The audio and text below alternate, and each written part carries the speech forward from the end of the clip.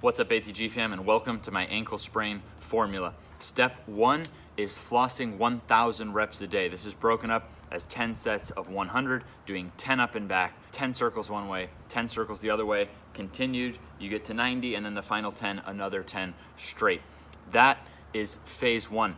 That is helping you get to where you can even walk, to where you can even go back into the gym. Once you're going back into the gym, what is stage 2? What's the first weight you're gonna lift? It's gonna be with your ankle. 3 sets of 60 seconds, because I don't want you rushing it, so you're using time, and you're slowly going in one way, full circle, using your thigh to help get gravity to overload that ankle in each direction. Once you get around to one side, then you're going back to the other side. This is gonna help you then get to where you're ready to go back onto the playing surface. But before you go into actual games, now stage 3 is handling your own weight, your full body weight on either side, to the outside of the ankle, to the inside of the ankle, and the other side to the outside, to the inside. But you could do this 3 sets of 60 seconds with 2-minute breaks. That takes only 7 minutes total if you add it up, 1, 2, 1, 2, 1. But for some people, even getting into that is gonna be too painful to start. So in replacement of that, or as warm up for that, it takes a little while, but you would do 3 sets of 20 reps on each side of your ankle using a band under your Achilles, up, and then bring it, depending on which way you bring it around, you can actually get your ankle to a twist, just like simulating that sprain. So we're stretching, but strengthening, so don't let the band go. Keep the band pulled. You totally dictate the pressure, keep it at a level that feels good, but over time, the more you pull, now as you extend, keep it pulled, and you can actually get in and strengthen each side of that ankle to then help you either warm up, as I said, to then get into actually handling your own body weight. Now, those are the 3 steps. I wanted to get those right out of the way. If you want to understand more about this, how I came to these conclusions, why we're doing these different drills, let's keep carrying forward, okay? So since I began my knees over toes journey 10 years ago, only twice did something in my lower body stop me from playing basketball. They were almost identical injuries in both cases. Basically, I landed on someone's foot. And if you think in basketball, and this happens in many sports, but in basketball, we're wearing these high-heeled shoes, right? So now imagine I land on someone wearing like a freaking size 15 shoe, and now my heel's elevated. It's a massive roll. So the shorter you are in basketball, factually, the more severe the sprain is. But the taller you are, your foot's huge in everyone's way, the more likely you are to have a sprain. You can't win. We're all screwed, and we're all screwed by the fact that we're playing on a hard surface, so it's not forgiving. We're then locked up in shoes. We have to be locked up. We can't let them slide off, right? They have to stay on our foot to compete. And then notice, this is a martial arts shoe. So yeah, I've been dunking, sprinting, dribbling with a martial arts shoe on, but that's because I'm just waiting for some company to make $1 billion making a basketball shoe with a lower heel. Doesn't mean it prevents ankle sprain, it reduces it. Australian study found 4 times more likely to sprain an ankle if you have that Nike Air cushion. And if you're a basketball player and you've ever worn Kobe's, he was onto it. He was already figuring this out and lowering and lowering and lowering that heel. Now, of course the cushion provides certain things, but I promise you from living it, you can provide that same cushion. I used to have chronic heel pain no matter how much I put there. Chronic plantar fasciitis, no matter how much orthotics I wore. I promise if you rewire the way you think about weight training and you stop thinking of it in terms of, okay, bench, squat, deadlift, well, not to mention, are we building upper body and hips more than knees and ankles and feet? Also, your feet are rigid. So when you get into knees over toes training, as we'll cover, you actually get into world-class foot ability, ankle ability, protection, and these pains can just totally disappear. So 2 injuries, identical. One was about 6 years ago, one was about a year ago. Completely different recovery times though, even though they start out the exact same, meaning the symptoms were, by the time I got home, like I had to immediately stop playing. If it's a minor roll, you can keep playing, it might swell later, but you know if you had a serious one, you know it's screwed, you're already limping. Within 10, 15 minutes, you can't even stand anymore. And if you even try to put pressure on it, like if you try to get out of bed and even try to hobble or anything, just by standing up, the amount of blood and how much that hurts, you're then throbbing in pain for like 10, 15 minutes. So in both of these cases, I couldn't get out of bed for days, meaning I would have to put my leg up in the air and scoot on my butt if I wanted to go to the bathroom, because otherwise letting the foot down all was just too painful. Now, 6 years ago, I followed the typical rest, ice, compression, elevation, modern rehab. If you look in my description, I even wrote an article helping explain to you that the guy who created rest ice compression elevation has since said he was wrong. So if you Google what to do after certain injuries like an ankle sprain, it'll tell you what the very guy who created this now says and knows was wrong, and he's written all about it. And in my article, I give his article. Anyways, check the description if you want to learn more about why rest ice compression elevation is scientifically wrong. So it took about 6 months after that 6 year ago sprain, about 6 months later before I could even really play basketball. And even 3 years after that, even though I had figured out how to bulletproof my knees, or so I thought, I was able to get a much more bulletproof, as I'll explain. 3 years after that sprain 6 years ago, my right ankle that happened to still did not have as much mobility as the left. So you know, if you had a severe sprain, sometimes that can affect you the rest of your life.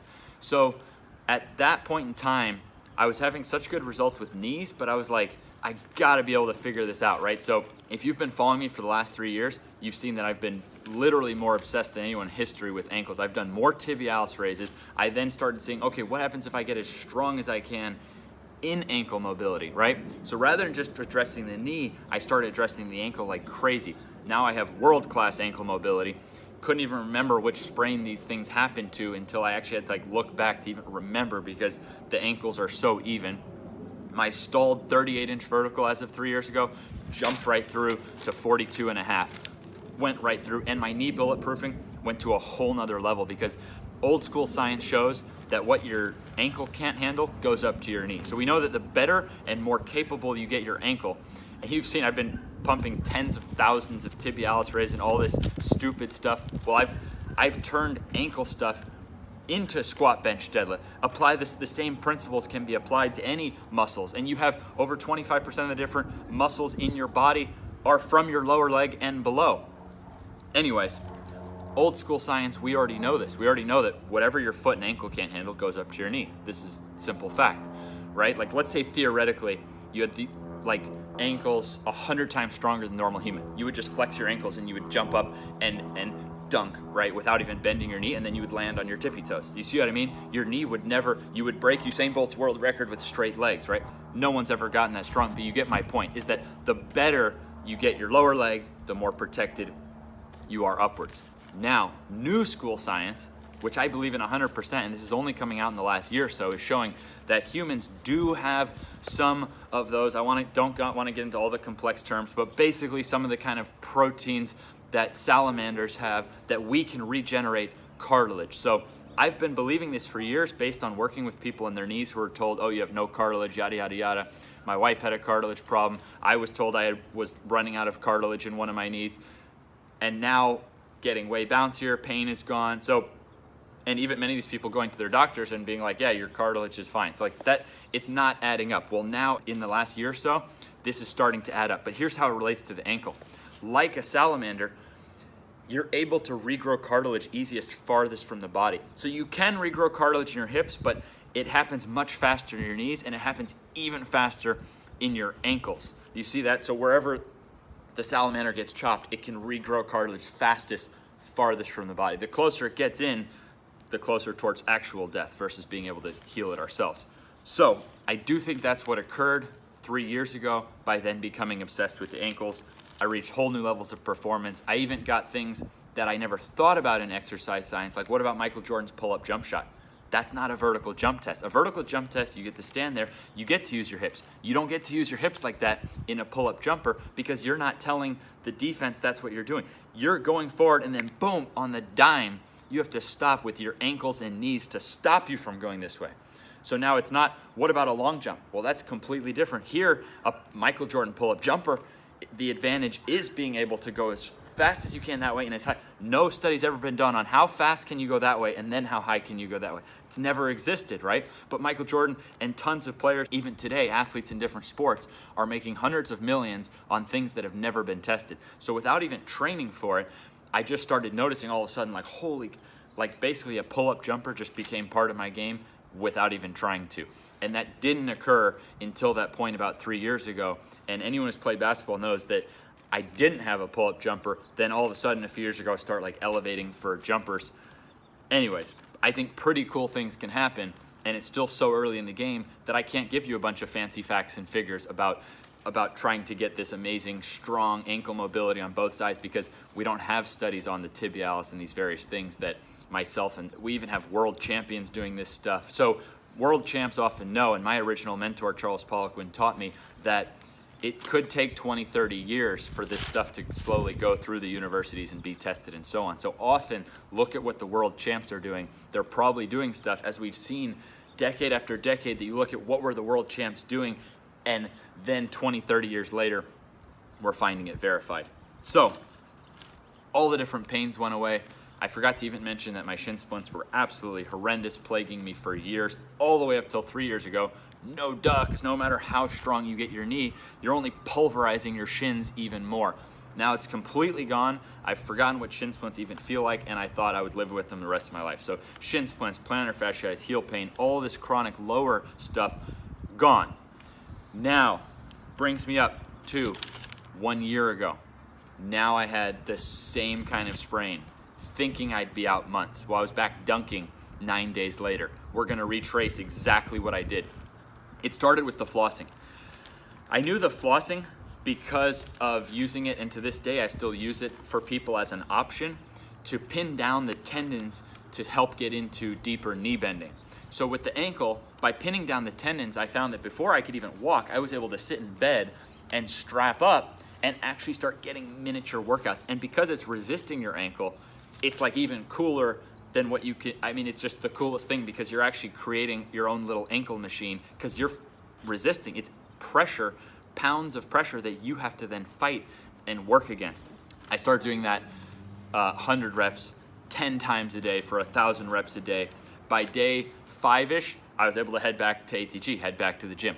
When I went back into the gym, I already knew from an ankle exercise I had developed about a year prior, not for myself, but for people with chronic ankle issues, that doing this stuff alone, while that worked for me, some people still had ankle issues. We had over 10 cases, their word, not mine, not a doctor, of their doctor allowing them to cancel ankle surgeries off loading their ankle, right?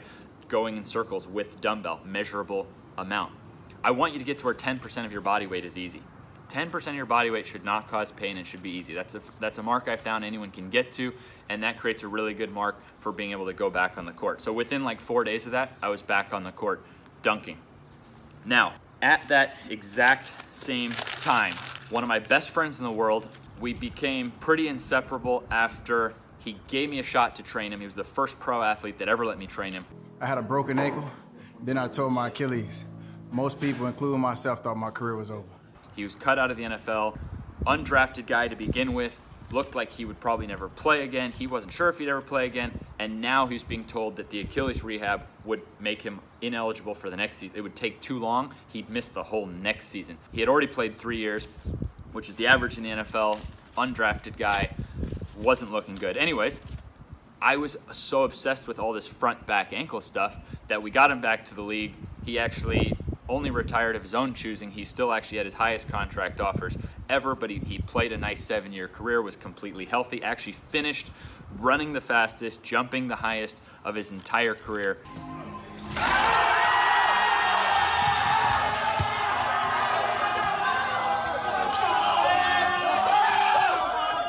So we were inseparable, and now he was back home right around that time that I was getting back on the court. So this is how stage 3 of the ankles came about. He started coaching my defense in basketball, right? But I'm not the defensive guy. I'm like, okay, Leonard ran a 4.71 at the combine when he was going into the NFL, which is one of the slowest ever for a cornerback. He's not even 5'10", he's 5'9" and change, and he played 7 years in the NFL. And of course I helped, but he was already in the NFL on his own, right? And his lateral speed was insane. So I was like, look, this guy's made millions of dollars just for going laterally and staying in front of people. So basketball, he's got to be able to help me, right? So I just dove in. Immediately found that when I play basketball, my ankles do not bend the way the top guys. Michael Jordan's ankles were moving differently than mine. Kyrie Irving, all these guys, even James Harden and guys, you know, find someone shifty and you're gonna find their ankles damn near slapping the floor. So that's all Leonard had me do. He had me start doing 3 sets of 60 seconds, take about a 2-minute break between sets. You can use this as actually like a cool down after workouts. It's pretty intense, and as I mentioned at the beginning, you may need to regress it to get it into pain-free. Fast forward, I'm looking at my footage, and I was looking at my footage, he wasn't lying.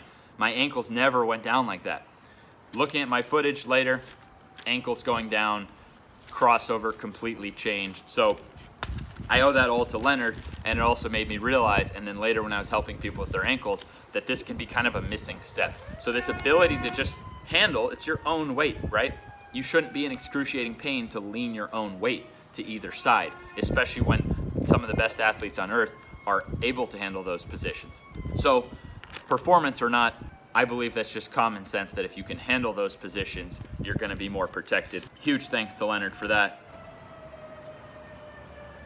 I think somebody sprained an ankle.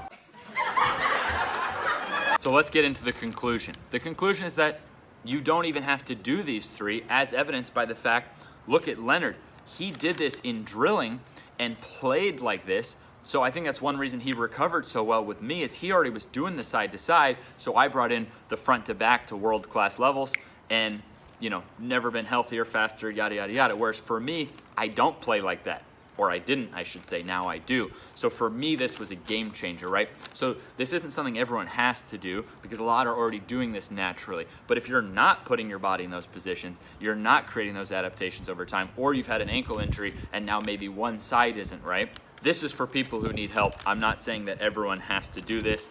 Any of these can tie right into knee ability by using them as cool downs after sessions, or I should say warm down, right? So I wouldn't want you to get your ankle unstable before a session, meaning it's gonna be tired. We're tiring out these different muscles. So I think you could do this after knee ability sessions. I think you could do any and all of these 3 levels. But there's one last thing I just have to cover with the ankles, and it's your hamstrings, because you're 4 times more likely to injure your hamstring once you've had an ankle injury. And that really goes for anything in your foot, ankle, or Achilles, because once you have any kind of lower leg issue, your foot's in a boot, you lose a lot in your ankle. Now what happens, now imagine sprinting, right? So let's say one side, because rarely do you just tear both Achilles or sprain both ankles at the same time. So usually it's one side, right? So let's say one side is solid. Now we're adding in the other side, but the ankle can't handle it. So now what has to take the force? Just as we're more likely to injure our knee. So we know the less the ankle can bend, the more likely we are to tear a knee ligament. What's the same for the hamstring? After an ankle injury, you're also more likely to pull your hamstring. Simply, whatever can't be handled here is likely to come up. So I also want to see athletes develop world-class hamstrings before rushing back in the sport. It doesn't take that long. At least be on the route to it, and at least be aware that your hamstring, so either on one side, if you don't bring your ankle fully up to par, and with this kind of stuff, with knee ability plus this video, we can go beyond what you were before, right? So if you don't bring the ankle up though, hamstrings more at risk, and just be aware to also be realizing you need to be addressing your hamstrings extra. Sprinting develops your hamstrings. Now when you have one of these injuries, you stop sprinting. Without realizing it, you lose a lot of hamstring strength. So it's just a killer, and I've personally talked now to multiple Olympians who you can track their career, and it happened with a foot, Achilles, or ankle surgery, then turned into chronic hamstring injuries, and that was it. They were never able to find out what they were really capable of. So that's the purpose of this video, is not just to help you with your ankle, but I hope you can see that you also might unlock and find out what your true potential is. Let's not let a stupid ankle roll that we cannot prevent by certain sports. It's not our fault. Let's not let this stop us from finding out what our actual potential is and finding out, what we could really make of ourselves.